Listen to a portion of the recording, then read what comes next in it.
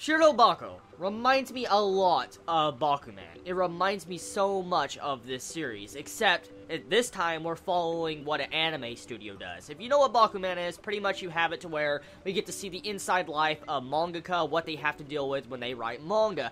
Well, with Shirobako, it takes a different aspect. We get to see what anime studios have to deal with when they make an anime. And, of course, it's probably not going to be 100% legit. They probably, omitted a couple of things in the series to where we don't get to see the full view picture of what type of hell they have to go through. But we do get to see a glimpse of it in this episode. And I have to say, it's everything I would expect. I mean, anime studios, even though I complain sometimes and talk about them, I mean, they do have to do a lot of work to make anime. I can't possibly make anime. I'm not that talented enough to make anime. So getting to see the inside perspective of a life of an animator and see what the animators have to deal with is pretty intriguing. And that's why I really enjoyed this first episode of Shirobako. It gave me a perfect first impressions of the series. What really made me overall hooked to this episode and made me say, yeah, I'm going to continue watching this, is when you had this one moment in the middle half of the episode to where you see these animators talking like, oh my god, no, we don't have that done yet. We don't have the key frames to that. Oh my god, we cannot put a 10-second still frame in that scene.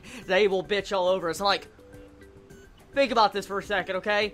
I have actually complained about still frames. I know for a fact. Glasslip.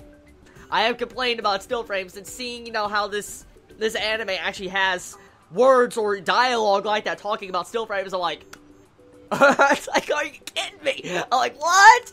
That is just so freaking crazy. It is so crazy the way they just said that. I was like, holy shit. So they kind of probably do listen to their fans and probably realize that they shouldn't put so many fucking still frames. I mean, I understand if it's a badass looking still frame and it come and got killed, but I mean, if you have still frames littered all over the place, wow, I just can't believe they actually talked about something like that. And when they talked about all the different animation points and stuff like that, if you have, like, one bad episode, it's like a domino effect, and you'll have the episodes of one bad episode after another. And I've actually seen this before in an anime series, Wizard Bursters. Earlier this year in the winter season, Wizard Bursters, oh my god. Episode 3 and after, it just collapsed on itself. It kept getting worse and worse by the episode. And that's exactly what the animator said in this episode. Like, if you have one bad episode that's not good, it will be a domino effect. I'm like, damn, dude, that is just so much truth in those sentences. I wonder exactly what type of dialogue they're going to have in this series. That's what's got me intrigued. I'm curious to see what the characters say with each other and to see exactly what truly animators think. Like, I mean, I'm guessing the person that wrote this, the mangaka or light novel writer or whoever wrote this series, most likely has been an animator.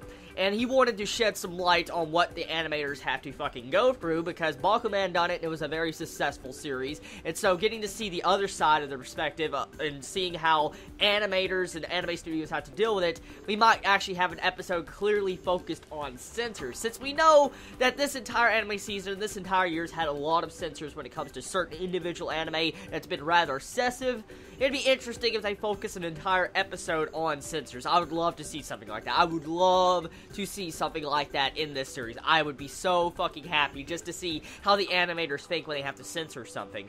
Now, besides that, the episode overall, for the most part, introduces a bunch of characters. There's a bunch of characters that's introduced in this first episode, and honestly, there's no way in hell you're going to remember everybody's name in this first episode. I want to be honest, I know for a fact I can't.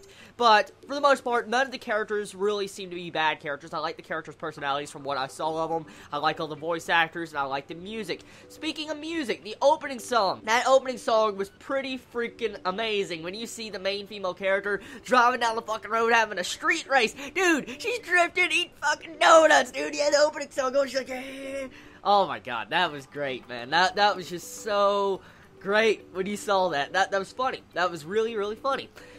Overall, the main, I guess, concept of the show, like I said, is just getting to see the inside perspective of animators, really. And at the beginning of the episode, you have our main female character say that they want to all come together, like, with her friends. Like, the main female character says she wants to come together with all her friends and form an anime studio, or work together in an anime studio. And so, we're gonna have to wait for that till they all come up, meet together, and work in the same place. So, I can't wait to see stuff like that and see where the story goes. Overall, great first impressions, 8 out of 10. I enjoyed it. I cannot wait for more. This series is a lot better than I thought it was. Let me know your thoughts about the first episode of Shirobako. Did you enjoy it? Did you hate it? What was your favorite moments about it? Let me know in the comments below. I love you all so much. Please be safe. Chibi out.